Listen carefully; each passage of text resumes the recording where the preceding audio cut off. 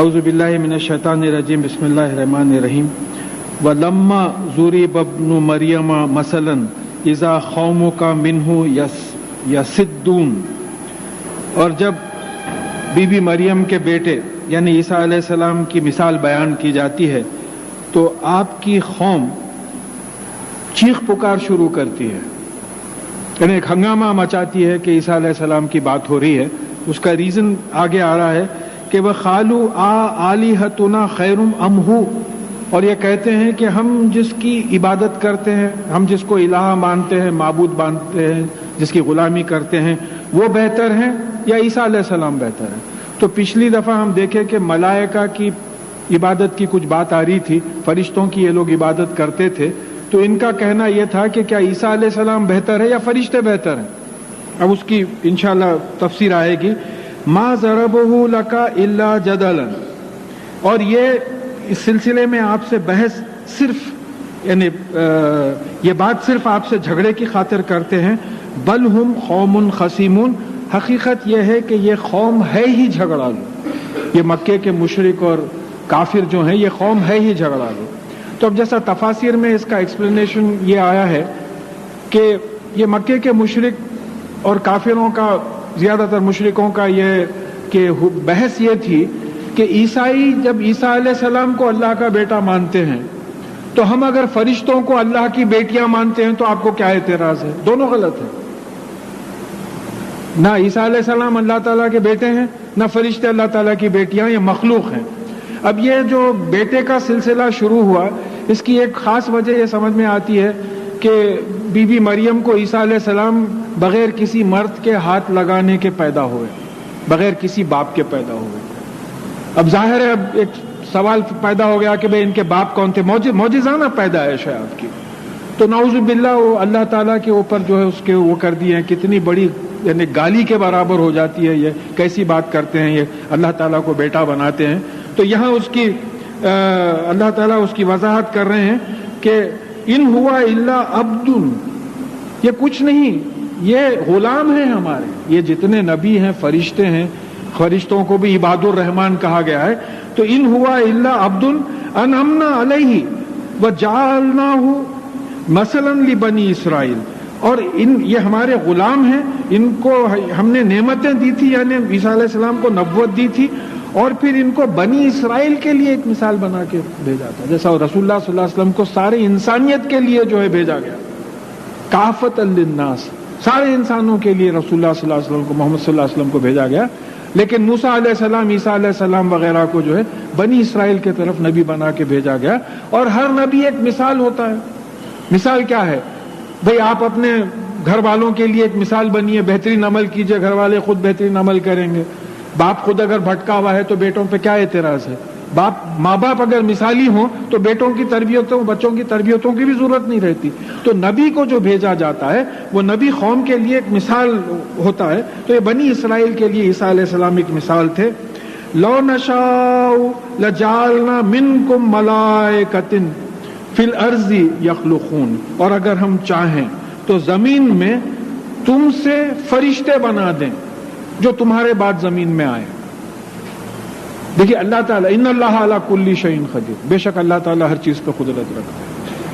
تو یہاں یہ بات آ رہی ہے کہ اگر ہم چاہیں تو تم سے زمین میں تم سے فرشتے بنا دیں جو تمہارے بعد آئیں. ایک ترجمہ یہ ہوتا ہے یخلفون کا، دوسرا ترجمہ یہ ہوتا ہے کہ خلیفہ بن کے آئیں. جیسا تم جو ہے سورہ الانعام کی آخری آیت میں خلائف کا لفظ آیا ہے، پلورل آیا ہے، تم جیسا زمین کے انچارج بنائے گئے ہو، ہیومن بینگز جو انسانوں کے ہاتھ میں زمین کی حکومت دی گئی ہے، اس طریقے سے ہم تم سے فرشتے پیدا کریں جو زمین کے جو ہے انچارج ہو جائیں، زمین پہ وہ لوگ حکومت کرنے لگے. اب یہ بات ہماری سمجھ میں آتی ہے کہ بھئی بی بی مریم کے پاس جبرائیل علیہ السلام انسان کی شکل میں آئے، فرشتے انسان کی شکل میں آئے. پھر لوط علیہ السلام، ابراہیم علیہ السلام کے پاس فرشتے مہمانوں کی شکل میں آئے. پھر جبرائیل علیہ السلام رسول اللہ صلی اللہ علیہ وسلم کے پاس، حدیث جبرائیل جو مشہور ہے، رسول اللہ صلی اللہ علیہ وسلم کے پاس انسان کی شکل میں آئے، جو صحابہ دیکھیں ان کو. تو جو اللہ فرشتوں سے انسان بنا سکتا ہے وہ انسانوں سے فرشتے بنانا کیا بڑی بات ہے؟ میٹر اور انرجی کا کنورشن ہے. بھئی آپ کوئلہ جلا پیٹرول جلا رہے ہیں، آپ لیکوڈ ہے، وہ جو ہے فیومز بن رہا ہے، آپ کے پسٹن میں جو ہے پاور پیدا کر رہا ہے، آپ کی اسکوٹر یا کار جو ہے چل رہی ہے، تو کنورشن ہو رہا ہے، انرجی کا کنورشن ہو رہا ہے. تو اس طریقے سے اللہ تعالیٰ بتا رہے ہیں کہ دیکھو اگر ہم چاہیں تو جیسا فرشتوں سے ہم نے انسان بنائے ویسے انسان سے ہم فرشتے بنائیں جن کو زمین کا چارج دیتے، تمہارے بعد وہ آئیں اور زمین کا چارج لے لیں. وَإِنَّهُ لِي عِلْمُ لِلسَّاعَةِ فَلَا تَمْتَرُنَّ بِهَا وَاتَّبِعُونِي. اور بے شک وہ قیامت کی نشانیوں میں سے ہیں. کون؟ عیسیٰ علیہ السلام قیامت کی نشانیوں میں سے ہے. تو تم اس قیامت کے آنے میں شک مت کرو اور میری اتباع کرو، یعنی رسول اللہ محمد صلی اللہ علیہ وسلم کی اتباع کرو. دیکھیے بات اچھی طریقے سے سمجھیے کہ بے شک وہ یہ جو علم ہے، عین لام میم کا جو مادہ ہے، یہ علم کے لیے بھی آتا ہے، علما کے لیے بھی آتا ہے. علما، علم نشانی. تو یہ جو ہے قیامت کی نشانیوں میں سے ہے، یقیناً یہ قیامت کی نشانیوں میں سے ہے. تو جو 10 نشانیاں بتائے گئے ہیں قیامت کے، اس میں عیسیٰ علیہ السلام بھی ہے، عیسیٰ علیہ السلام کا آنا. اب لہٰذا اگر آپ اس وقت ورلڈ پالیٹکس اگر دیکھیں تو اب حدیث کی روشنی میں دمشق یعنی ڈیماسکس کی ایک مسجد کے مینار پہ عیسیٰ علیہ السلام فرشتوں کے کھاندوں پہ ہاتھ رکھ کے اتریں گے اور آپ کے سر سے جو ہے بالوں سے پانی ٹپکتا ہوا ہوگا. امام مہدی آ چکے ہوں گے، نماز کا وقت ہوگا تو امام مہدی آپ کو امامت کے لیے آگے بڑھائیں گے. آپ بولیں گے کہ نہیں میں امت محمدی کی امامت نہیں کر سکتا، تو امام مہدی امامت کریں گے اور آپ غالباً اقامت کہیں گے، آپ مقتدیوں میں ہوں گے. تو یہ آثار قیامت میں سے ہیں. اچھا اب یہاں ایک بات رکھنا ہے کہ 2 چیزیں ہوتی ہیں، ایک یہ کائنات کا ختم ہونا اور ایک ریکریشن. قیامت کا مطلب قیام، پھر کھڑے رہنا، پہلے تو کائنات کا ہے. تو یہاں جو بات آئی ہے انہ لعلم للساعۃ، یہ ساعت جس کو بولتے ہیں مومنٹ، اس کا عربی ترجمہ یہ ہے مومنٹ. اب آگے دیکھیں گے کہ یہ کیسا مومنٹ ہے. تو یہ جو ہے نشانیاں ہوں گے اور پھر آپ اس کے تم لوگ جو ہے قیامت کے آنے میں کوئی شک نہ کرو. واتبعونی، اور میری اتباع کرو. دیکھیے اطاعت اور اتباع میں کیا فرق ہے. اطاعت اوبے می اور اتباع فالو می پریکٹیکلی، یعنی میں جیسا کرتا ہوں ویسا عملی طریقے پہ کرو، یہ اتباع ہے. اطاعت مان لینا ہے، بات کو مان لینا ہے. تو اطیع اللہ و اطیع رسول، اللہ تعالیٰ کی اطاعت کرو، رسول اللہ صلی اللہ علیہ وسلم کی اطاعت کرو. مگر پھر سورہ آل عمران کی 31ویں آیت میں آیا کہ اگر تم اللہ تعالیٰ سے محبت کرتے ہو تو فاتبعونی، تو میری اتباع کرو، پریکٹیکلی میں جیسا میری سنت کا عمل کرو. تو یہ جو ہے میسج مل رہا ہے ھذا صراط مستقیم. اب ہم دعا کر رہے ہیں، ہر نماز میں نماز ہوتی نہیں بغیر سورہ فاتحہ کے، اور دعا کرتے ہیں کہ اہدنا الصراط المستقیم. یہ صراط المستقیم کیا ہے؟ یہ صراط المستقیم وہی راستہ ہے. صراط کا مطلب راستہ، مستقیم کا مطلب سیدھا، شارٹ کٹ. یوکلیڈین جیومیٹری اگر آپ دیکھیں تو the shortest distance between 2 points is a straight line. تو صراط المستقیم کیا ہے؟ the shortest distance to paradise. وہ کس طریقے سے ہوگا؟ جب آپ قرآن پہ ویسے ہی عمل کریں گے جیسے کہ رسول اللہ صلی اللہ علیہ وسلم نے بتایا، تو یہ شارٹیسٹ ڈسٹینس ٹو پیراڈائز ہوگا. یہ صراط المستقیم ہے. اتباع کرنا ضروری ہے، اپنی مرضی سے دین نہیں چلے گا. اطیع اللہ و اطیع رسول، اللہ تعالیٰ کی اطاعت کرو، رسول اللہ صلی اللہ علیہ وسلم کی اطاعت کرو. قرآن پہ ویسے ہی عمل کرو کہ جیسے رسول اللہ صلی اللہ علیہ وسلم نے اپنے عمل سے بتایا ہے، اپنے تعلیمات سے بتایا ہے. وَلَا يَصُدَّنَّكُمُ الشَّيْطَانُ إِنَّهُ لَكُمْ عَدُوٌّ مُّبِينٌ. اور تم کو میری پیروی سے، میری اتباع سے شیطان نہ روکے. دیکھیے چوکنا کر دے رہے ہیں جو خطرات ہے راستے میں. بھئی آپ کوئی صاحب پہلی دفعہ بامبے جا رہے ہیں، اب آپ ان کو اپنا ایکسپیرینس بولتے ہیں کہ بھئی دیکھیے ایسا ہے ایسا ہے ایسا ہے، ان چیزوں سے احتیاط کرنا، چور بہت ہوتے، پاکٹ مار ہوتے، احتیاط کرنا. تو اس طریقے سے یہاں اللہ تعالیٰ صراط المستقیم پہ جو تم چلنے لگو گے، تم جو ارادہ کر چکے ہو، تو اب اس میں چوکنا رہنا ہے. کیسے چوکنا رہنا ہے؟ کہ یہ شیطان جو ہے تم کو صراط المستقیم پہ چلنے سے روکتا ہے. کیوں روکتا ہے؟ انہ لکم عدو مبین. یہ تمہارا کھلا ہوا دشمن ہے، یہ دشمن ہے، اس کی دشمنی ظاہر ہو چکی ہے، یہ چھپا ہوا دشمن نہیں ہے. دیکھیے ہم لوگ کی عجیب ٹریجڈی ہے کہ ہمارا دوست اگر کسی کے بارے میں بول دے کہ بھئی ان سے ذرا آپ احتیاط کریے، وہ آپ کے دشمن ہیں، آپ اتنی احتیاط کرتے نہیں مولانا. اور یہاں اللہ تعالیٰ جو آپ کو بھی پیدا کیا اور شیطان کو بھی پیدا کیا، وہ کھول کے بتا رہا ہے کہ یہ شیطان تمہارا دشمن ہے، لیکن آپ اس کو بیسٹ فرینڈ بنائے ہوئے ہیں. دوستی کا تقاضا کیا ہوتا ہے؟ دوستی دوست جو بھی بات بولے اس پہ عمل کرے، دوستی کا تقاضا ہے. ہم بول رہے ہیں یار آپ مان رہے نہیں، تو ہمارا تو پکا فرینڈ، بیسٹ فرینڈ شیطان ہے، کیونکہ شیطان کے کسی وسوسے کو، کسی بات کو ہم ٹالتے نہیں. حالانکہ قرآن میں یہ آ رہا کہ دیکھو صراط المستقیم پہ تم کو بھٹکانے والا، صراط المستقیم سے ہٹانے والا صرف شیطان ہے جو تمہارا کھلا ہوا دشمن ہے. وَلَمَّا جَاءَ عِيسَىٰ بِالْبَيِّنَاتِ، اور جب عیسیٰ علیہ السلام کھلی ہوئی ظاہر نشانیوں کے ساتھ آئے، جیسا مٹی سے چڑیا کی شکل بناتے، اللہ تعالیٰ کی اجازت میں سے اس میں پھونکتے، وہ زندہ چڑیا بن جاتی. یہ کوڑی وغیرہ کو جو ہے ہیل کرتے. وہ زمانے میں میڈیکل سائنسز کی ترقی ہو رہی تھی تو وہ ویسے ہی معجزے دیے. موسیٰ علیہ السلام کے زمانے میں جادو کا زور تھا تو ویسے ہی معجزے دیے، جادو کو ہرایا. آج سائنس کا دور ہے، ماشاءاللہ اتنی سائنس بھری ہوئی ہے کہ آپ مار سکتے ہیں سائنٹسٹ کو، قرآن کے سائنس. مگر افسوس ہے بی ایس سی کرے، ایم ایس سی کرے، پی ایچ ڈی کرے سائنس میں، مگر ہمارا ذہن اس طرف نہیں آیا قرآن کی طرف کہ یہ ہماری ڈیوٹی ہے کہ لوگوں کو ان چیزوں سے آگاہ کریں. تو عیسیٰ علیہ السلام کو ہم نے کھلی ہوئی نشانیاں دے کے بھیجی تھی. خالا انہوں نے کہا کہ قد جئتکم بالحکمتی ولیبین لکم بعض الذی تختلفون فیہ، اور میں تمہارے پاس حکمت لے کے آیا ہوں. دیکھیے ہے کاف میم کا جو مادہ ہے یہ بار بار سمجھایا گیا ہے کہ یہ حکیم کے لفظ میں کیا ہے؟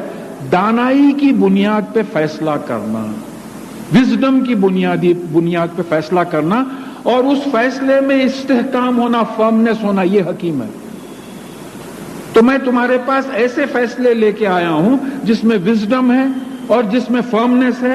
اور یہ فیصلے کیوں لے کے آیا ہوں کہ تم بعض چیزوں میں، جو بنی اسرائیل بعض چیزوں میں اختلاف کرتے تھے، ان اختلاف کو صاف کرنے کے لیے، دور کرنے کے لیے لے کے آیا. تو عیسیٰ علیہ السلام کا مقصد کیا تھا؟ بنی اسرائیل میں جو اختلاف تھا ان کو دور کرے. فاتقوا اللہ واطیعونی، تو تم اللہ تعالیٰ سے ڈرو.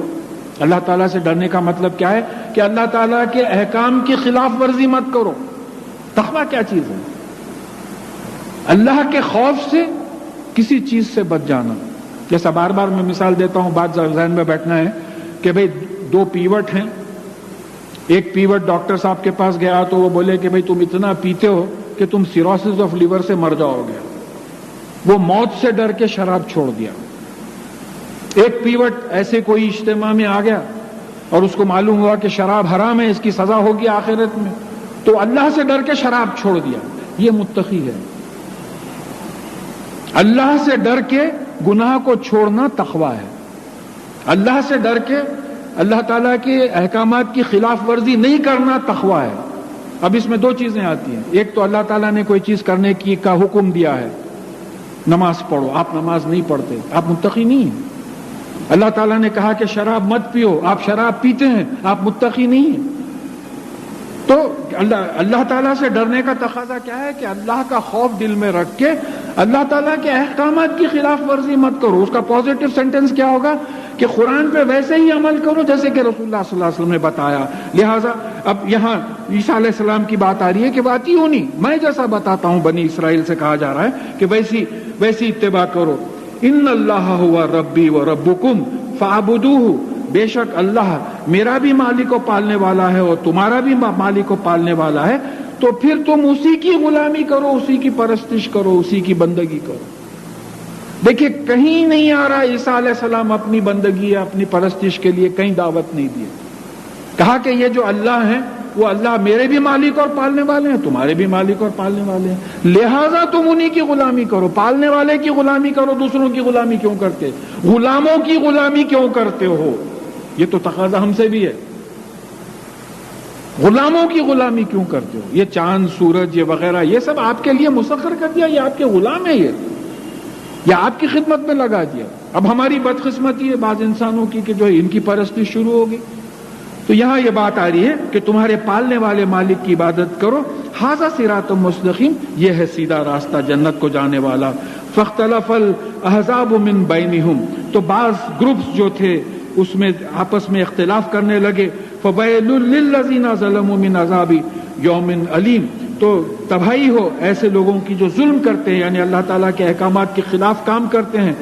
تباہی کس دن کے لیے ہو؟ کہ ایک ایسے دن کی جس میں تکلیف دہ عذاب ہونے والا. جب مرنے کے بعد جی اٹھیں گے، حساب کتاب ہوگا، جنتی جنت میں چلے جائیں گے، دوزخی دوزخ میں چلے جائیں گے، جس کا ذکر آ رہا ہے. تو اس میں دوزخ میں جو ہے تکلیف دہ عذاب ہوگا. اس دن کی خرابی سے جو ہے ڈرو، اس دن کی تباہی سے ڈرو.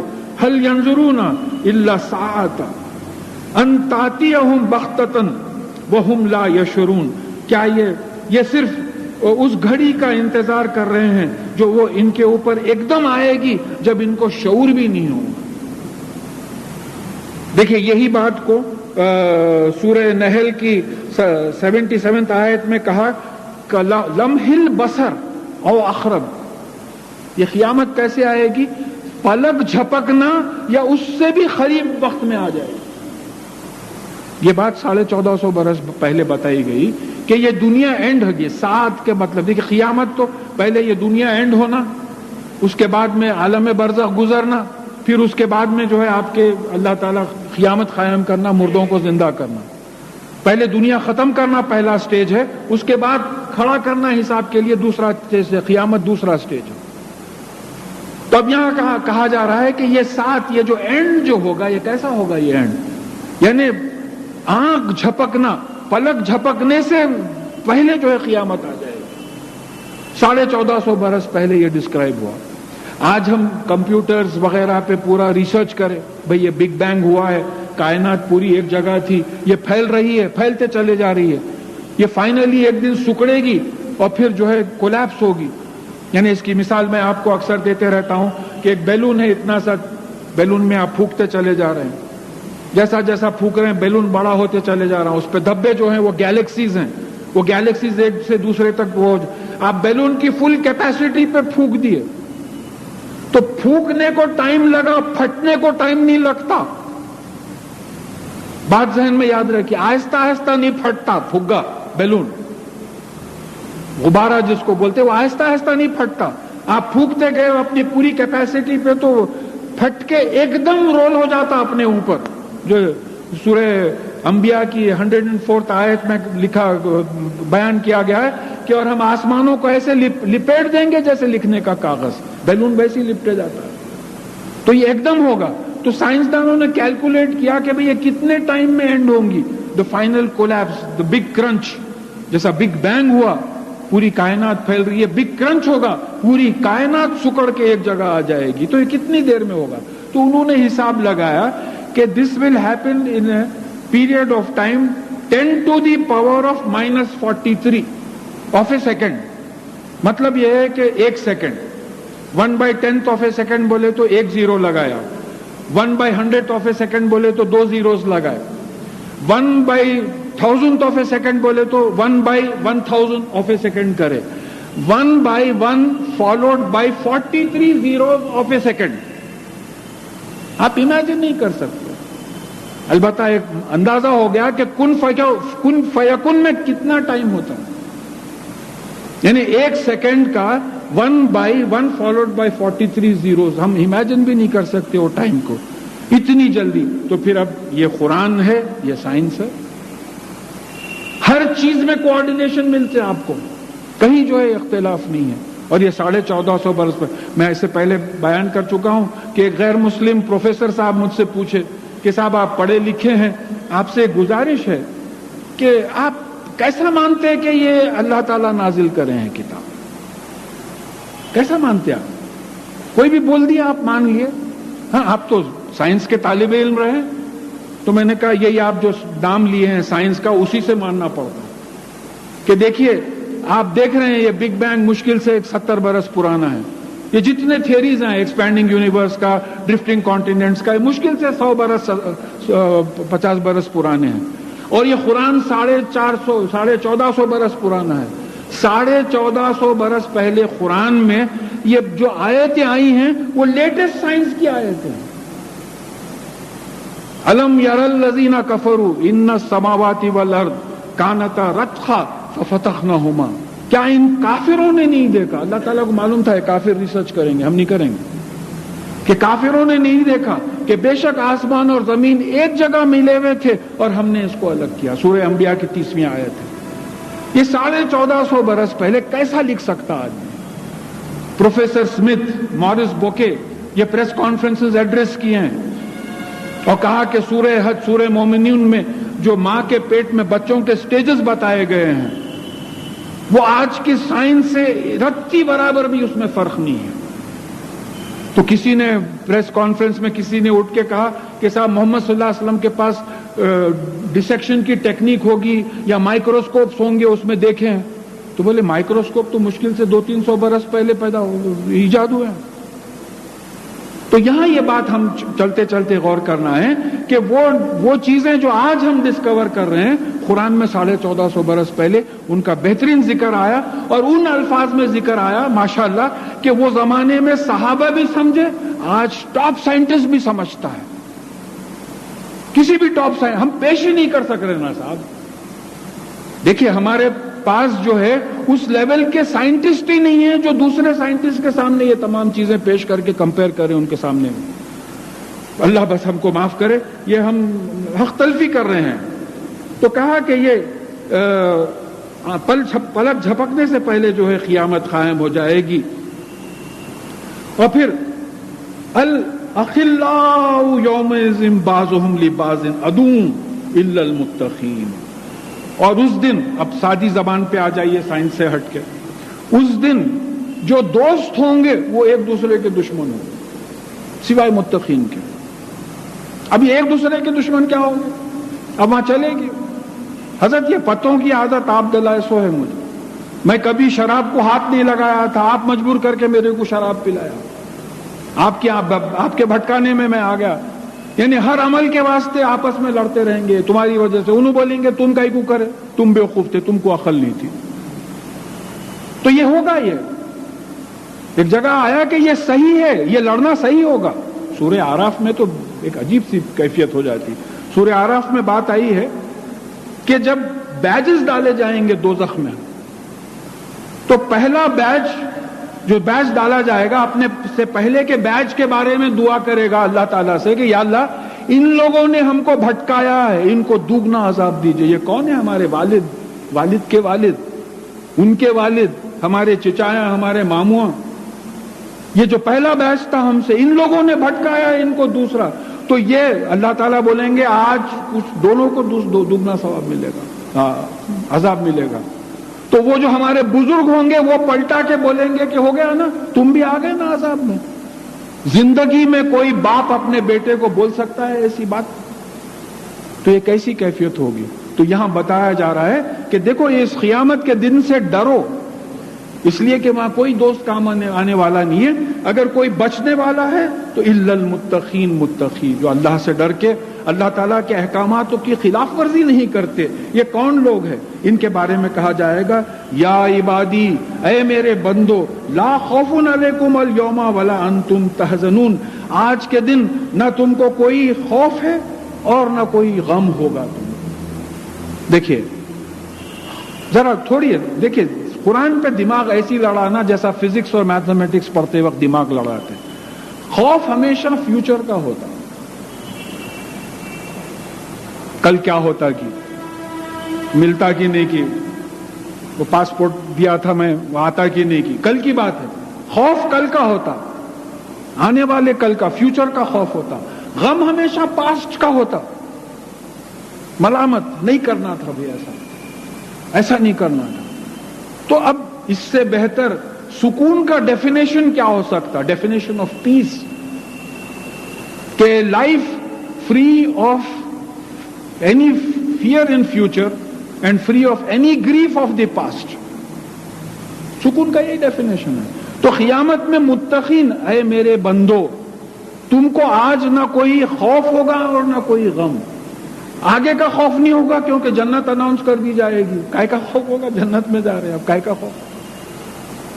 پیچھے پیچھے کا خوف نہیں ہوگا اس لیے کہ گناہ معاف کر دیے گئے ہوں گے. گناہوں کے ساتھ تو کوئی جنت میں جا ہی نہیں سکتا نا جب تک کہ معافی نہ ہو. وہاں کا کنڈیشن ہے. بھئی اب آپ کوئی کالج میں جا کے بولے میرے کو ایڈمیشن ہونا بولے تو انہوں پوچھتے آپ میٹروکلیٹ ہیں کیا, انٹر میں ایڈمیشن ہونا بولے تو میٹرک ہونا شرط ہے. آپ جا کے بولے میں ایم ایس سی میں داخلہ چاہ رہا ہوں تو آپ بی ایس سی کرے کیا, تو بی ایس سی کرنا شرط ہے. تو اس طریقے سے جنت میں جانے کی شرط یہ ہے کہ وہ گناہوں سے پاک ہو جائے. پچھلے جو گناہ ہیں, دیکھیے ایک بات آ رہی ہے سورہ مائدہ میں غالباً بات آئی ہے کہ وعد اللہ الذین آمنوا وعملوا الصالحات لہم مغفرۃ واجر کریم. اللہ تعالیٰ نے ان لوگوں سے وعدہ کیا جو ایمان لائے اور عمل صالح کیے کہ ان کے لیے مغفرت ہے اور بہت بڑا آنریبل اجر ہے ان کے لیے. مغفرت ان لوگوں کے لیے جو ایمان لائے اور عمل صالح کرنے میں کچھ غلطیاں ہو گئی, کرے ہی نہیں کچھ بھی, تو ان کی کیا مغفرت ہوگی؟ وہ تو سیدھا دوزخ میں جانے والے ہیں جب تک کہ توبہ نہ کریں. پھر میں دوہرا رہا ہوں کہ شب معراج میں رسول اللہ صلی اللہ علیہ وسلم کو 7واں طبقہ بتانے سے جو ہے فرشتے ذرا پیچھے ہٹے. تو آپ نے جب اصرار کیا تو کہا کہ یہ 7ویں طبقے میں دوزخ کے آپ کے وہ بندے ہوں گے جو بغیر توبہ کے مر گئے تھے. تو توبہ ضروری ہو گئی. پھر یہ مہینہ, یہ کیسا مہینہ ہے یہ؟ یعنی فرض 70 گنا نفل فرض کے برابر ہو جا رہا, تاخراتیں شروع ہو گئی, شب قدر آ رہی ہے. یہ سب باتوں کا جو ہے ہم لوگوں کو خیال ہونا چاہیے کہ تو پھر ان لوگوں کے بارے میں کہا جا رہا ہے کہ الذین آمنوا بآیاتنا وکانوا مسلمین. یہ وہ لوگ تھے جو ہماری آیتوں پہ ایمان لاتے تھے, یقین کرتے تھے اور وہ مسلمان تھے. یعنی اپنے ایمان کا اظہار اپنے اسلام سے کرتے تھے. دیکھیے یہ ٹیکنیکل باتیں ہیں, ذرا لینگویج کی بات سمجھنا ہے. ایمان دل کی کیفیت ہے, اندر کی کیفیت ہے. اسلام اس کا اظہار ہے. جس کے دل میں ایمان نہیں ہے وہ اسلام ظاہر کر رہا تو منافق ہے وہ. تو یہ کون لوگ تھے جن کے دلوں میں ایمان تھا؟ اللہ پہ ایمان, فرشتوں پہ, رسولوں پہ, کتابوں پہ, قیامت کے بعد اٹھنے اور حساب کتاب پہ, تقدیر پہ, ان کو سب ایمان تھا. اور پھر یہ مسلمان بھی تھے. یعنی اس ایمان کو ویسے ہی جیسا عمل میں لاتے تھے جیسے رسول اللہ صلی اللہ علیہ وسلم نے قرآن پہ عمل کرنے کی تاکید کی تھی. تو ان سے کہا جائے گا ادخلوا الجنت انتم وازواجکم تحبرون. تو ان سے کہا جائے گا کہ تم اور تمہارے ازواج آج خوشی کے ساتھ جنت میں داخل ہو جاؤ. اب یہ ازواج کا لفظ جو ہے ضروری ہے سمجھنا کہ ازواج میاں بیوی کے لیے بھی آیا ہے اور اسی قسم کے لوگوں کے لیے بھی آیا ہے. سورہ طٰہٰ کی 131ویں آیت میں اسی قسم کے لوگوں کے لیے بھی آیا ہے. اب یہاں ازواج سے بیویاں بالکل قطعاً نہیں لے سکتے اس واسطے کہ لوط علیہ السلام کی بیوی دوزخی ہیں, قرآن سے ثابت ہے. نوح علیہ السلام کی بیوی دوزخی ہیں. فرعون کی بیوی جنتی ہیں. تو اگر شوہر نیک ہو اور بیوی بھی نیک ہو تو ظاہر ہے ازواج دونوں جائیں گے. مگر شوہر اگر فرعون کے ویسا ہو اور بیوی اس فرعون کی بیوی کے ویسی ہو تو پھر خالی بیوی جنت میں جائے گی, فرعون کا تو ڈیسیشن آ گیا ہے کہ یہ دوزخ میں جلے گا. تو یہاں زیادہ معنی ازواج کے انہی قسم کے لوگ, یعنی جو لوگ ایمان لائے, عمل صالح کیے اور جو متقین تھے وہ سب لوگ جو ہے خوشی کے ساتھ جنت میں جائیں گے. یطاف علیہم بصحاف من ذہب واکواب. ان کے اطراف سونے کی پلیٹیں اور کٹورے, پیالے وغیرہ جو ہے گھمائے جائیں گے, کھانے پینے کی چیزیں. وفیہا ما تشتہی الانفس وتلذ اعین. اور ان کے لیے جو ان کا دل چاہے گا وہاں ملے گا. دیکھیے اس سے پہلے بھی میں بات آ چکی ہے کہ یہاں تقاضا یہ ہے دنیا کی زندگی میں کہ تم وہی ویسا ہی عمل کرو جیسا کہ اللہ تعالیٰ چاہتے ہیں. تو ہوگا یہ کہ آخرت میں تم کو وہ ملے گا جو تم چاہتے ہو. ہماری الٹی زندگی ہے. ہم چاہتے ہیں کہ یہ زندگی میں ہم جو چاہیں ملے. تو یہ ہمارا ایٹیٹیوڈ ریورس کرنا پڑے گا. ہم کو یہ زندگی کو یوں ڈھالنا پڑے گا کہ بھئی یہ زندگی تو اگر جنت میں جانا ہے تو وہی عمل ہوگا جو اللہ تعالیٰ چاہتے ہیں، تو انشاءاللہ وہاں ہم کو جو ہم چاہیں گے وہ ملے گا. اور تلذ العیون، اور پھر آنکھوں کی لذت ہوگی. جہاں دیکھو گے ایک عجیب قسم کا نظارہ ہوگا. دیکھیے بعض چیزیں ہیں یہاں بھی، جیسا سن سیٹ یا سن رائز یا کوئی ہریالی، ہرے بھرے جنگل وغیرہ، باغات دیکھ کے طبیعت آنکھوں کو بڑی اچھی چیز، اچھا معلوم ہوتا ہے. اس طریقے سے آنکھوں کی لذت ہوگی. وَأَنْتُمْ فِيهَا خَالِدُونَ، اور تم وہاں رہو گے. وَتِلْكَ الْجَنَّةُ الَّتِي أُورِثْتُمُوهَا بِمَا كُنْتُمْ تَعْمَلُونَ، اور یہ جنت ہے جو تم کو تمہارے عمل کے عوض میں وراثت میں دی گئی ہے. عمل کے عوض میں دی گئی، بغیر عمل کے بات نہیں ہوتی. اور یہ عمل کا دار و مدار نیتوں پہ ہے. بخاری شریف کی پہلی حدیث میں بات آ گئی کہ اعمال کا دار و مدار نیت پہ ہے. پھر میں ایک حدیث دوہرا دیتا ہوں کہ بھئی قیامت کے دن جو سب میں پہلا حساب ہوگا، ایک شہید کو لایا جائے گا. اسے پوچھے گا، اللہ تعالیٰ اپنے احسانات گنائیں گے، بولیں گے کہ تو نے میرے لیے کیا کیا. اس نے وہ کہے گا کہ میں تو آپ کی راہ میں شہید ہوا. تو اللہ تعالیٰ بولیں گے کہ یہ جھوٹا ہے، یہ میرے لیے شہید نہیں ہوا بلکہ اس لیے شہید ہوا کہ لوگ اس کو بہادر کہیں. امر ہے، امر ہے، بات بول دیے لوگ، بولے گھسیٹو اس کو اور دوزخ میں لے کے جا کے ڈال دو. اسی طریقے سے ایک عالم کو لایا جائے گا، اس سے پوچھے گا، اس نے وہ کہے گا کہ میں آپ کے لیے علم حاصل کیا. تو بولے نہیں، تو جھوٹ بول رہا ہے، کذاب ہے تو میرے لیے علم حاصل نہیں کیا. تو علم اس لیے حاصل کیا کہ لوگ تجھے عالم کہیں، اور لوگوں نے تجھے عالم کہہ دیا، تیرے ساتھ ناانصافی نہیں ہوئی، اس کو منہ کے بل گھسیٹو اور دوزخ میں ڈالو. اسی طریقے سے سخی لایا جائے گا، وہ کہے گا کہ آپ کی راہ میں خیرات کو، تو خیرات اس لیے کیا کہ لوگ کہیں کہ تو سخی ہے اور تجھے تیرا اجر دنیا میں مل گیا ہے، اس کو گھسیٹو اور دوزخ میں ڈال دو. تو یہاں معلوم ہوا کہ شہادت، علم اور سخاوت، ایسا عمل کرنے، ایسے اعمال کرنے والوں کو بھی دوزخ میں ڈالا جا رہا ہے کیونکہ ان کی نیت اللہ کو خوش کرنا نہیں تھی. ان کی نیت لوگوں کو ریاکاری تھی، ان لوگوں کو بتانے کے لیے کرتے تھے. تو یہ ہم چیک کر لیں اس چیز کو کہ یہ اعمال کے بنا پہ جو نیتوں پہ ہے جنت میں ڈالا جائے گا. لکم فیہا فاکہۃ کثیرۃ منہا تاکلون، اور وہاں ان کے لیے بہت میوے ہوں گے اور وہاں اس سے کھائیں گے. اب یہ دوسرا اپوزٹ معاملہ آ رہا دوزخ والوں کا. ان المجرمین، یعنی بے شک مجرم. اب ہمارے پاس مجرم تو کرمنل بولتے ہیں. قرآن کی اصطلاح میں، قرآن کے مجرم کا مطلب یہ ہوا کہ اللہ تعالیٰ کے احکامات کے خلاف چلنے والے. اب ہم کو اگر اپلائی کریں تو اللہ اور اللہ کے رسول صلی اللہ علیہ وسلم کے احکامات کی خلاف ورزی کرنے والے. ان المجرمین فی عذاب جہنم خالدون، وہ جہنم کے جہاں آگ جلتی ہے وہ عذاب میں رہیں گے. لا یفتر عنہم وہم فیہا مبلسون، اور یہ عذاب ان سے کم نہیں ہوگا اور وہ اس میں مبلس، یعنی بالکل نا امید ہو جائیں گے. ابلیس شیطان کو بولتے ہیں کیونکہ وہ نا امید ہو گیا. جب خلافت آدم علیہ السلام کو دے دی گئی، آدم کے اولاد کو دے دی گئی، تو وہ نا امید ہو گیا ابلیس. تو یہ جو ہے عذاب میں کمی نہیں ہوگی اور بالکل نا امید ہو جائیں گے. وَمَا ظَلَمْنَاهُمْ وَلَكِنْ كَانُوا هُمُ الظَّالِمِينَ، اور ہم نے ان پہ ظلم نہیں کیا لیکن یہی لوگ اپنے آپ پر ظلم کرتے تھے. کیا ظلم تھا یہ؟ اللہ تعالیٰ اور اس کے رسول کے علیہ السلام کے احکامات پر نہیں چلتے تھے. اور پھر یہ جو دوزخی ہیں، وَنَادَوْا يَا مَالِكُ لِيَغْزِي عَلَيْنَا رَبُّكَ، وہ کہیں گے کہ اے مالک، جو دوزخ کے انچارج فرشتے ہیں ان کا نام مالک ہے، تو یہ کہیں گے کہ اے مالک، آپ اپنے پالنے والے مالک اللہ سے فرمائیے کہ ہمارا خاتمہ ہی کر دے بس. دیکھیں بعض وقت بیماری اتنی بڑھ جاتی کہ وہ بعض لوگ تو زور سے بھی بولنے لگتے، یا اللہ آپ ختم کر دے، بس ہو گیا، آپ کتنا آزماتا، آپ چھوڑ دے، بس کر دے.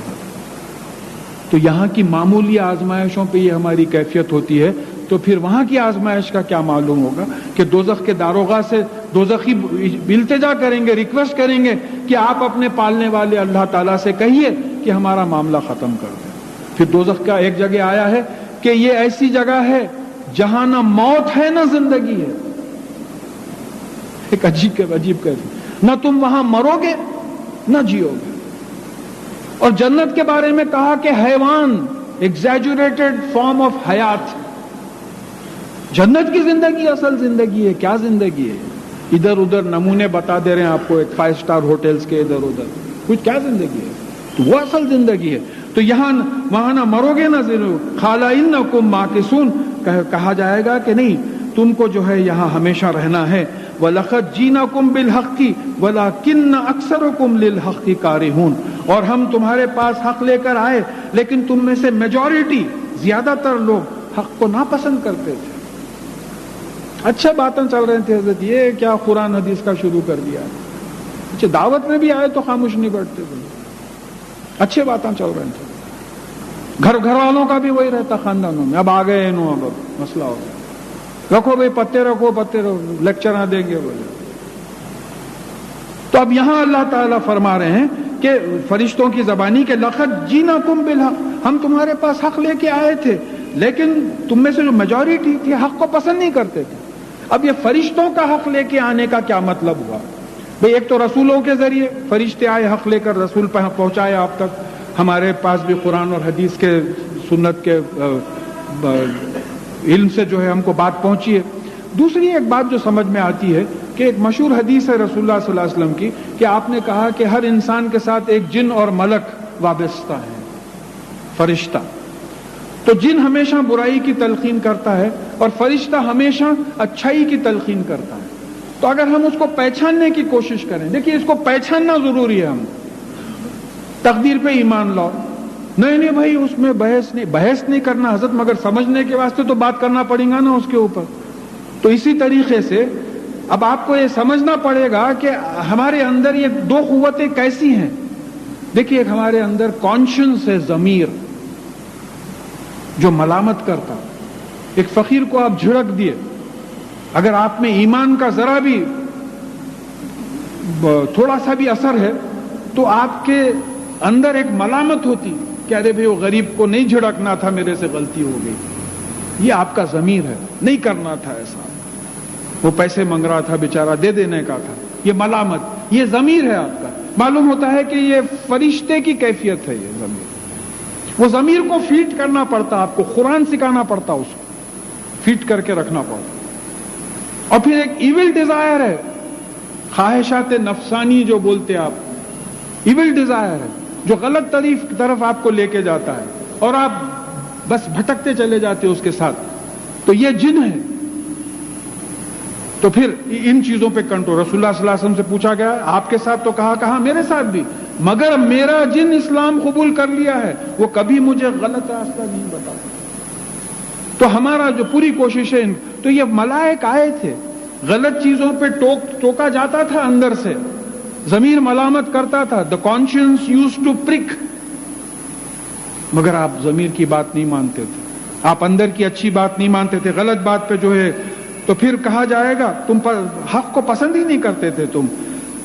ابرموا امرا فإنا مبرمون، تو کیا تم نے اپنا معاملہ طے کر لیا ہے یعنی نافرمانی کا؟ تو ہم نے بھی اپنا معاملہ طے کر لیا ہے سزا دینے کا، تم جیسا طے کر چکے ہو. ام یحسبون انا لا نسمع سرهم ونجواهم، کیا یہ سمجھتے ہیں کہ ہم ان کی راز کی باتیں اور وہ جو راتوں میں چھپ چھپ کے میٹنگز کرتے ہیں ہم اس سے واقف نہیں ہیں؟ بلا، کیوں نہیں. رسولنا لدیہم یکتبون، اور ہمارے جو رسول ہیں وہ ان کے پاس جو بھی وہ بولتے ہیں وہ لکھ لیتے ہیں. ہر چیز لکھ لی جاتی ہے. تم ایک لفظ نہیں بولتے، تمہارے ساتھ جو فرشتے لگے ہوئے ہیں لکھ لیتے ہیں. سیدھے ہاتھ کی طرف بھی ہے، بائیں ہاتھ کی طرف. تو میں تو یہی بولتا ہوں بیچارے لیفٹ ہینڈ والا اتنا مصروف رہتا ہوئے گا، انہوں جمایا لیتے ہوئے سوتے ہوئیں گے. رائٹ ہینڈ والے کوئی نیکیش نہیں ہو رہی، انہوں اوور ٹائم کر رہے ہیں، لکھنے کو ٹائم نہیں مل رہا ہے، اتنے ہنگامے ہو رہے ہیں کہ بس لکھتے چلے جا رہے ہیں. مگر ایک بات ہے کہ کوئی ایسا عمل نہیں ہوتا، کوئی ایسی بات نہیں ہوتی جو ہم سے نکلتی اور وہ فرشتے ریکارڈ نہیں کرتے. اور پھر ایک بات یاد رکھنا ہے خوف کے لیے کہ یہ تمام چیزیں ہمارے میموری پہ بھی ریکارڈ ہو جاتی ہیں.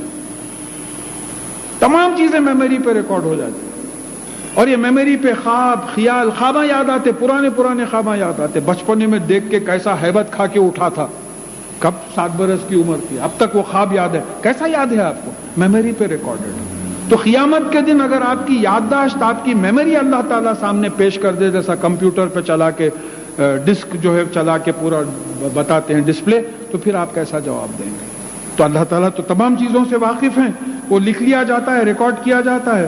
قل ان کان للرحمن ولد فانا اول العابدین. آپ کہہ دیجئے کہ اگر رحمان یعنی اللہ تعالیٰ کی جو پہلی صفت ہے، اللہ کے لفظ کے بعد اس میں ذات اللہ کے بعد جو پہلی صفت ہے وہ رحمان کی ہے، یعنی رحمان یعنی جو فائدہ پہنچانے والا اللہ ہے.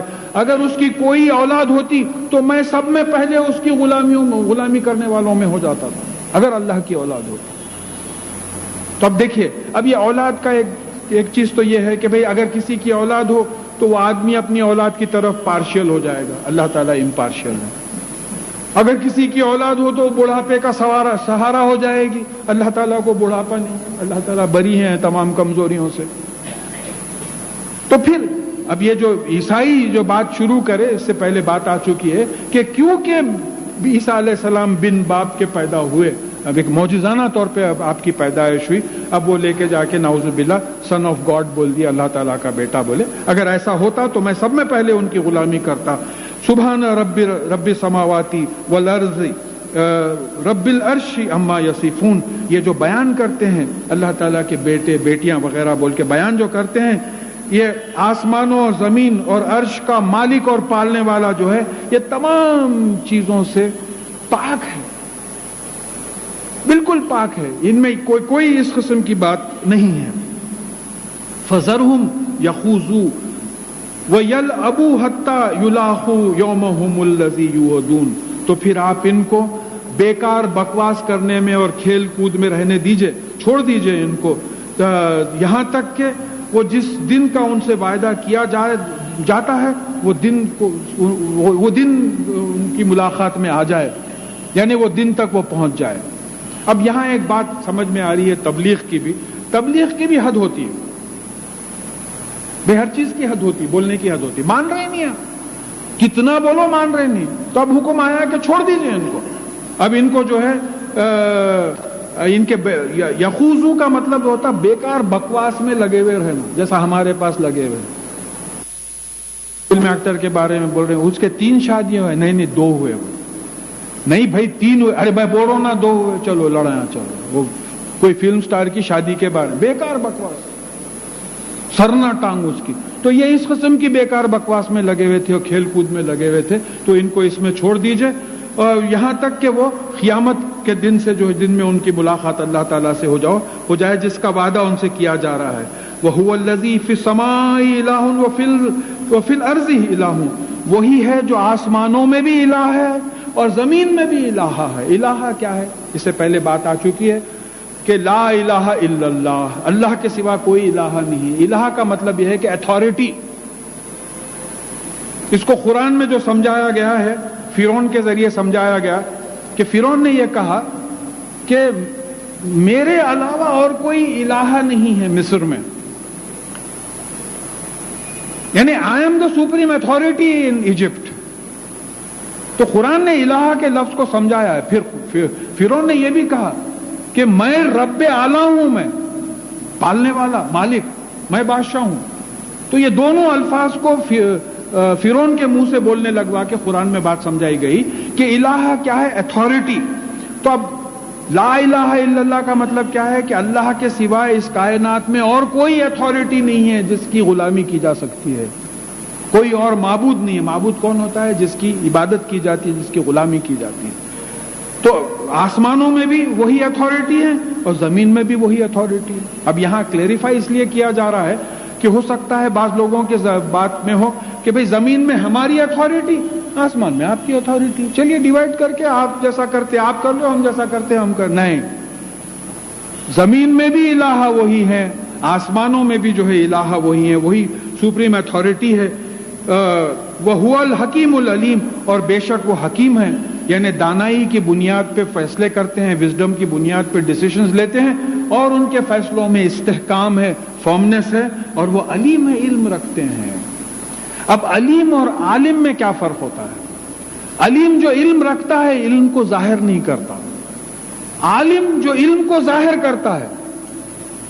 عالم الغیب، غیب کے علم کو ظاہر کیا، جبھی تو ہم کو ایٹامک سٹرکچر کا کچھ اندازہ ہوا، ایکسپینڈنگ یونیورس کا اندازہ ہوا. وَلَا يُحِيطُونَ بِشَيْءٍ مِّنْ عِلْمِهِ إِلَّا بِمَا شَاءَ. اور اللہ تعالیٰ کے علم سے تم کچھ حاصل نہیں کر سکتے سوائے اس کے کہ جتنا وہ چاہے. تو یہ غیب کا علم بھی اللہ تعالیٰ نے دیا ہے. یہ ہم نہیں سمجھنا کہ یہ ہماری کوششوں سے یہ علم ملا ہے. تو یہاں جو ہے وہ علیم بھی ہے. وَتَبَارَكَ الَّذِي لَهُ مُلْكُ السَّمَاوَاتِ وَالْأَرْضِ وَمَا بَيْنَهُمَا, اور یعنی وہ مبارک ذات ہے جس کی حکومت ہے آسمانوں میں اور زمین میں اور جو کچھ اس کے بیچ میں ہے اسی کی حکومت ہے. وہ ذات کیسی ہے؟ مبارک ذات ہے. اب لفظ مبارک کو میں بار بار سمجھانے کی کوشش کرتا ہوں کہ بھئی مبارک کا مطلب یہ ہے کہ اچھی چیزوں میں بڑھوتری ہونا. اللہ تعالیٰ کے ساتھ لفظ مبارک آیا تو مطلب یہ ہے کہ اللہ تعالیٰ اچھی چیزوں میں بڑھوتری دیتے ہیں، بڑھاتے ہیں. آدم علیہ السلام بیوی حوا کو پیدا کیا.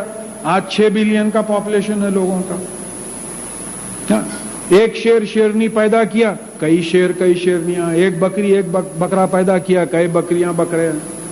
تو برکت ہی برکت ہے. ایک دانہ آپ پیرے جھاڑ اگا اس پہ ہزاروں دوسرے دانے لگ گئے، آپ کو برکت ہی برکت ہے. غور کیجیے آپ، پہلا دانہ گیہوں کا پیدا کیا، مبارک ہے. اس کو پیرا، بارش برسایا، وہ پہلے دانے سے کئی گیہوں کے دانے بنے، وہ کئی گیہوں کے دانے سے اور گیہوں کے دانے بنے اور گیہوں کے دانے بنے. اب اتنا بڑھ گیا کہ بعض ممالک پیسیفک اوشن میں لے کے جا کے گیہوں کے تھیلے پھینک دیے. Excess production.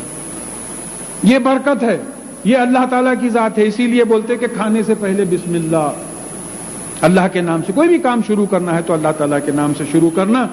اور پھر وَعِندَهُ عِلْمُ السَّاعَةِ، اور یہ جو کائنات ختم ہونے کا علم ہے، وہ جو لمحہ ہے اس کا علم اللہ تعالیٰ ہی کے پاس ہے. وَإِلَيْهِ تُرْجَعُونَ، اور اسی کے طرف تم لوگ سب پلٹائے جاؤ گے. وَلَا يَمْلِكُ الَّذِينَ يَدْعُونَ مِن دُونِهِ الشَّفَاعَةَ إِلَّا مَنْ شَهِدَ بِالْحَقِّ وَهُمْ يَعْلَمُونَ، اور جن کو تم اللہ تعالیٰ کو چھوڑ کے پکارتے ہو ان کو شفاعت پہ کوئی کنٹرول اور قابو نہیں ہے سوائے ان لوگوں کے جو حق کے ساتھ سچائی کی گواہی دے اور وہ گواہی کا علم بھی ان کو سچا ہو، جھوٹی گواہی نہیں ہو. اور پھر سورہ آیت الکرسی میں بات آ گئی ہے کہ بغیر کہ جو سورہ آیت الکرسی بقرہ میں سورہ آیت الکرسی میں آ گیا ہے. اور پھر یہاں بات آئی کہ وہ شہادت بھی، گواہی بھی، یعنی شفاعت بھی کیسی کریں گے؟ جن کو سچائی کی گواہی دیں گے اور علم کی بنیاد پہ گواہی دیں گے. آپ جھوٹ بول دیے کسی کو، آپ کا بھانجا ہے، کسی کا اسکوٹر کی اسٹیپنی مار دیا، وہ پولیس والوں کو کچھ پہچانت نکل گئی، بولے نہیں صاحب میرا بھانجا ہے، انہیں نہیں کرا. بولے آپ گواہی دیں، میں بول رہا ہوں نا آپ کو نہیں کر سکتا، انہیں جھوٹی گواہی دے دیا. وہ دفتروں کے پاس گواہاں کھڑے رہتے، 50 روپے ہاتھ میں پکڑائے تو لا کے جو ہے جھوٹی گواہی دے دیتے. یہ بات نہیں ہے. جب اللہ تعالیٰ کے پاس نہیں ہے تو یہاں کہاں سے ہو سکتی ہے؟ یہ بالکل جو ہے گناہ کی بات ہے جھوٹی گواہوں کو کھڑا کرنا. تو یہ یعنی جو شفاعت کرنے والے ہوں گے وہ علم کی بنیاد پہ، سچی گواہی، سچ کی بنیاد پہ جو ہے دیں گے. وَلَئِن سَأَلْتُهُمْ مَنْ خَلَقَهُمْ لَيَقُولُنَّ اللَّهُ فَأَنَّىٰ يُؤْفَكُونَ، اور اگر آپ ان سے پوچھیں کہ تم کو کس نے پیدا کیا تو وہ یقیناً کہے. دیکھیں لَيَقُولُنَّ جو کنسٹرکشن ہے، they will definitely say، اس کا ٹرانسلیشن یہ ہوتا ہے، وہ یقیناً لازماً یہ کہہ اٹھیں گے کہ اللہ، تم کو کس نے پیدا کیا. یہ کس سے سوال ہو رہا ہے؟ مشرکین مکہ سے سوال ہو رہا ہے کہ جب ان سے پوچھا جائے گا کہ تم کو کس نے پیدا کیا تو وہ یقیناً کہہ اٹھیں گے کہ اللہ. تو پھر یہ کہاں دھوکے میں چلے جا رہے ہیں؟ تو یہ مشرکین اللہ بول رہے ہیں. تو پھر یہ بات یاد رکھنا ہے کہ مشرک کس کو بولتے؟ وہ اللہ کو تو مانتا ہے لیکن بولتا ہے کہ اللہ تعالیٰ اپنے پاورز ڈسٹریبیوٹ کر دیے ہیں. ابھی پریزیڈنٹ صاحب پورا کیسا دیکھیں گے کاروبار؟ وہ پرائم منسٹر بنائے، منسٹر بنائے، چلو یہاں کا پورا کاروبار میں لگا دیا. تو فرشتوں کو جو ہے نعوذ باللہ اٹھا کے اس مقام پہ بٹھا دیے، الہ کے مقام پہ بٹھا دیے. تو یہ بات ہمارے ذہن میں بالکل کلیئر رہنے کا ہے کہ مشرک اللہ کو مانتے ہیں لیکن اللہ کی ذات و صفات میں دوسروں کو شریک کرتے ہیں. اس لحاظ سے اگر ہم اپنے آپ پہ غور کریں تو ہم میں بھی شرک کی کئی کیفیتیں ہیں. دیکھیے اللہ تعالیٰ اور رسول اللہ صلی اللہ علیہ وسلم کے احکامات کے خلاف اپنی مرضی چلانا شرک ہو گیا۔ میں آپ سے ایک بالکل بھونڈی سی مثال دیا تھا، کیونکہ مجھے جب بات سمجھ میں جبھی کھلی بات کہ مغرب کی اذان ہو رہی تھی، مجھے زور سے پیشاب آ رہا تھا، اور میں سوچا کہ بھئی اب نماز پڑھ لے کے پیشاب کو چلے جائیں گے، تو ایک حدیث یاد آئی کہ ایسی ضرورت اگر ہو تو پہلے ضرورت سے فارغ ہو، یہاں تک کہ کھانے کی ضرورت ہو تو کھانا کھاؤ پھر نماز کو جاؤ۔ بولا یہ دیکھیے یہاں کیا ہو رہا، اللہ اور اللہ کے رسول صلی اللہ علیہ وسلم کے احکامات میں میں اپنے خواہش ملا دے رہا ہوں، یہ شرک ہے۔ ایسے کتنی چیزیں ہیں، مت کرو بولے اللہ تعالیٰ، اب بعض احتیاطاً بول دیتے بھائی اللہ غفور و رحیم ہے بول کے کر دیتے، اب بعض یہ سمجھتے پھر کیا حضرت ہماری کوئی مرضی نہیں ہے، تو بات آ گئی یہاں اللہ کی مرضی چلے گی، جنت میں جانا اگر ہے، نہیں جانا نہیں ہے تو کوئی بات نہیں، اپنی مرضی چلا لے گی، وہاں آپ کی مرضی چلے گیا۔ تو یہاں یہ بات یاد رکھنا ہے کہ مشرک جو اللہ تعالیٰ کو مانتے تھے، تو پھر ان سے کہا جا رہا ہے کہ تم کہاں دھوکے میں پڑے ہو، اور یہ بڑی خاص آیت ہے ہم سب کے لیے، وَخِيلِهِ، اور رسول صلی اللہ علیہ وسلم یا کوئی بھی رسول علیہ الصلوۃ والسلام اللہ تعالیٰ سے قیامت میں کہیں گے یا ربی اِنَّ هَؤُلَاءِ قَوْمٌ لَا يُؤْمِنُونَ، کہ اے میرے پالنے والے، اے میرے مالک، یہ وہ قوم ہے جو ایمان نہیں لائی تھی۔ پہلے وہ اب شفاعت کے الٹا ہو گیا، اب شفاعت کے جو بھروسہ کرنے والے ہیں، دیکھیں ریکمنڈیشن کے واسطے کوالیفیکیشن ہونا، یہ شفاعت کا الٹا ہو گیا۔ بھئی ڈائریکٹر میڈیکل سروسز اگر میرے بہت پکے دوست ہیں، میرا بھانجا انجینئرنگ میں ایم ای کرا ہے، میں بول رہا ہوں ان کو آپ ان کو آر ایم او بنا دیجئے کہیں، ریزیڈینشل میڈیکل آفیسر، بولیں گے صاحب انہیں بی ہے، یا اگر انہیں کم از کم ایم بی بی ایس ہوتا تو کر لیتا تھا میں، کوالیفیکیشن ہونا ریکمنڈیشن کے واسطے، آپ کا کوئی بھی ہوئیں گا انہیں، مگر کوالیفیکیشن ہی نہیں ہے تو ریکمنڈیشن کہاں سے ہوگا؟ تو ایک بات سمجھ میں آتی ہے کہ صحابہ نے پوچھا یا رسول اللہ صلی اللہ علیہ وسلم آپ اپنی امت کو کیسا پہچانیں گے قیامت کے دن؟ ہم لوگ تو آپ کے ساتھ ہیں، آپ پہچان لیتے ہیں، ہمارے بعد آنے والوں کو کیسا پہچانیں گے؟ تو بولے میری امت کے وہ لوگ جو نماز میں وضو کرتے ہیں، ان کے وضو کے اعضاء قیامت میں چمکیں گے، میں اس سے اپنی امت کو پہچانوں گا۔ تو یہ تو کوالیفیکیشن ہوا، تو جب تک یہ کوالیفیکیشن نہ ہو ریکمنڈیشن کیسا ہوگا وہاں؟ شفاعت کیسی ہوگی رسول اللہ صلی اللہ علیہ وسلم؟ پھر یہ کوالیفیکیشن کیسا؟ سورہ عنکبوت میں آیا یہ ہے بات کہ بے شک نماز بے حیائی اور گناہ سے روکتی ہے، وہ نماز ہے، ہماری نماز نہیں ہے۔ جو مسجد میں نماز اور باہر نکلتے ایک غلیظ گالی دے دیے، کوئی صاحب ٹوکے تو بولے مسجد میں دیا کیا ٹو مچ ہے، باہر دیا میں، جیسا نہیں ہے وہاں۔ تو یہاں یہ بات سمجھیے کہ رسول جو ہے علیہ الصلوۃ والسلام اللہ تعالیٰ سے شکایت کر رہے ہیں کہ بے شک بے شک یہ قوم یہ ایمان نہیں لاتی تھی۔ سورہ فرقان میں اور ایک زبردست بات آئی جو رسول اللہ صلی اللہ علیہ وسلم بولیں گے، یہ تو جنرلی کوئی بھی رسول کی بات سمجھ میں آ رہی، وہاں رسول اللہ صلی اللہ علیہ وسلم بولیں گے کہ وَقَالَ الرَّسُولُ یا ربی اِنَّ قَوْمِ اتَّخِذُوا هَذَا الْقُرْآنَ مَهْجُورًا، اے میرے مالک، اے میرے پالنے والے، یہی میری قوم ہے جس نے اس قرآن کو ایسے رکھا تھا جیسا کسی چیز سے ہجرت کر کے چلے جاتے ہیں۔ ہجرت کو سمجھیے آپ، ٹیکنیکلی ہجرت کے معنی کیا ہے؟ مکے سے ہجرت کر کے مدینہ منورہ گئے، واپس نہیں آئے تھے۔ کوئی سفر پہ جاتے آپ، معراج کے سفر پہ گئے واپس آئے، ہجرت کو نہیں گئے وہاں۔ مگر یہ جو ہجرت ہوئی، یہ ہجرت کیسی ہوئی؟ مدینہ منورہ گئے، مکے کو واپس نہیں آئے، پھر فتح مکہ کے بعد پھر جا کے مدینے میں سیٹل ہو گئے، وہ مستقر انہیں پرماننٹلی چھوڑ دیا کہ رسول اللہ صلی اللہ علیہ وسلم، محمد صلی اللہ علیہ وسلم، ہمارے رسول صلی اللہ علیہ وسلم ہمارے بارے میں قیامت کے دن بول رہے ہیں کہ اے میرے پالنے والے مالک، یہ میری قوم ہے جس نے حاضل قرآن، اس قرآن کو ایسے چھوڑ دیا تھا جیسا کسی مقام کو ہجرت کر کے چھوڑ دیتے ہیں۔ بچی کی شادی پہلے قرآن شریف نکالے کہاں سے کی، بولے نیا نہیں، بولے نہیں وہ نانی جان کا ہے، دیکھ رہے ہیں وہ زمانے کا مخمل ہے، جیسے کا ویسا، دھکا نہیں لگا، مخمل کو بھی نہیں، اندر بھی نہیں، کبھی کوئی کھول کے دے۔ ہمارے پاس کے جو طریقے ہوتے ہیں نیک مسلمان لوگ، کیا ہے بھائی مبارک، سنا آپ کی بچی کی شادی، ہو بولے شاپنگ بھی شروع ہو گئی نا، آج پتھر گٹی جا کے اللہ کے فضل سے قرآن لا لیا، چلو شاپنگ بھی شروع ہو۔ اب وہ قرآن مرتے وقت بھی نہیں کھولا جاتا پڑھنے کے لیے، تو کوئی نہ کوئی تو ہاتھ لگائے اس قرآن کا تو ذکر ہی نہیں ہے ہماری زندگی میں۔ مجھے بہت تڑپ ہوتی ہے، بہت تڑپ کہ میں پھر یہ بار بار دہراتے رہتا ہوں کہ یہ واحد کتاب ہے جو سب میں زیادہ ساری دنیا میں پڑھی جاتی ہے۔ اسٹیٹسٹکس ہیں اس کے، قرآن کی اتنا کوئی کتاب نہیں پڑھی جاتی، اور یہ ایک ہی کتاب ہے جو بغیر سمجھے کے پڑھی جاتی ہے۔ کوئی کتاب نہیں ہے جو بغیر پڑھے کے سمجھی جاتی، بغیر سمجھے کے پڑھی جاتی ہے۔ ایک تھرڈ کلاس ناول بھی اگر آپ پڑھیں تو ایک پیراگراف پہلے سے پڑھ کے شروع کرتے کہ سیکوینس نہیں چلے جانا، کیا ہوا تھا۔ لیکن قرآن کا معاملہ کچھ عجیب ہے۔ ایک کوئی صاحب باہر سے ایک دوا کا وہ لائے تھے، بخار فوراً کم ہونے کا، تو اس میں عربی میں پورا لکھا ہوا تھا، عربی، انگلش وغیرہ، اردو میں۔ تو ایک بچے کو عربی پڑھنا آتا تھا، تو میں وہ بچے کو کھڑا کیا، کسی جگہ درس ہو رہا تھا، میں بولا پڑھیے، وہ عربی پڑھ دیا، سب دیوانوں کے ویسا بیٹھے ہوئے تھے۔ بولا کیا سمجھے؟ نہیں کچھ بھی نہیں سمجھے۔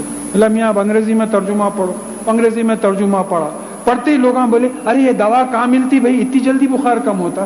بولا یہ فرق ہوتا ترجمہ پڑھنے سے، بات سمجھ میں آئی تو بیماری سمجھ میں آتی، قرآن سمجھ ہی نہیں رہے، ایک عجیب قسم کا فلسفہ بیان کر دیے، ہو سب پڑھ رہے نا۔ تراویح کی فلسفی کیا ہے کہ ہر سال تم اپنے اللہ تعالیٰ کے احکامات کو ریوائز کرو، سمجھو کیا کیا غلطیاں ہوئی ہیں، کیا کیا نہیں کرنا ہے۔